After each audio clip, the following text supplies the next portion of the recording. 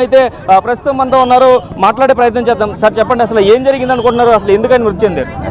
Actually Praveen పగడాల్ గారు well known person in Christianity. ఆయన ఒక డిబేటర్, ఆయన చాలా మందికి ఆయన సుపరిచితం. సో ఆయన చేసినటువంటి బోధలు కానివ్వండి, ఆయన చేసినటువంటి డిబేట్స్ కానివ్వండి, ఆయన రాసినటువంటి పుస్తకాలు కానివ్వండి, ప్రసంగాలు కానివ్వండి, క్రైస్తవ లోకానికి అంతటికీ సుపరిచితమైనవి. ఈరోజు ఉదయం ఏ టైంలో జరిగిందో మాకు తెలీదు. దివాన్ చెరువు హైవేలో 4th బ్రిడ్జ్ దగ్గర ఆయన రోడ్డు పక్కన అనుమానాస్పద స్థితిలో మృతి చెంది ఉన్నారు, ఒక బైక్ మీద. ఆ బైక్ కూడా ఆయిందే.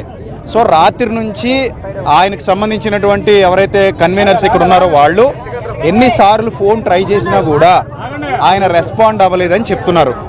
సో అలాగే పోలీస్ వారు కూడా ఇందాక మేము అడిగినప్పుడు అది యాక్సిడెంట్ కాదు అని చెప్పినప్పుడు నేను నేరుగా పోలీసులతో మాట్లాడాను. ఆయన యాక్సిడెంట్ కాదని మాకు చెప్పారు.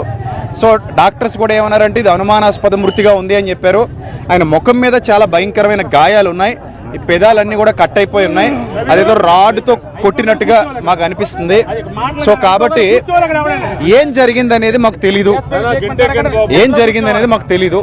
సో ప్రభుత్వం కానివ్వండి, పోలీసు వారు కానివ్వండి, చట్టం కానివ్వండి, సమగ్రమైన విచారణ జరిపి ఆయన మృతి వెనుకున్న కోణాలు మంచిగా సమగ్రంగా దర్యాప్తు చేసి అసలు ఆ మృతి ఎలా జరిగింది అనేది క్రైస్తవ సమాజానికి తెలియజేయాలని మేమందరం కోరుతున్నాం.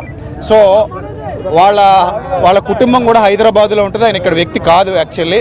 సో ఎక్కడికి ఆయన బైక్లో ఎందుకు వచ్చారు, ఆ బైక్ మీద మరి అక్కడ డివైడర్ లేదు, సో ఏమీ లేవు. సో ఎందుకో ఆ దెబ్బల్లా అనిపిస్తున్నాయి అనేది ఆ డెడ్ బాడీ పోస్ట్ మార్టం చేసిన తర్వాత సమగ్ర విచారణ జరిపి మాకు నివేదిక ఇవ్వాలని చెప్పేసి మేము కోరుతున్నాం. ఈ మధ్యకాలంలో క్రైస్తవ సమాజం